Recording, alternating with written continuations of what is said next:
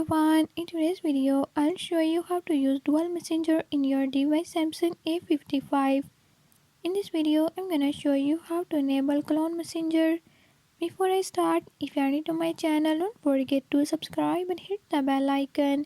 Watch complete video and learn how you can do it. Let's watch the video.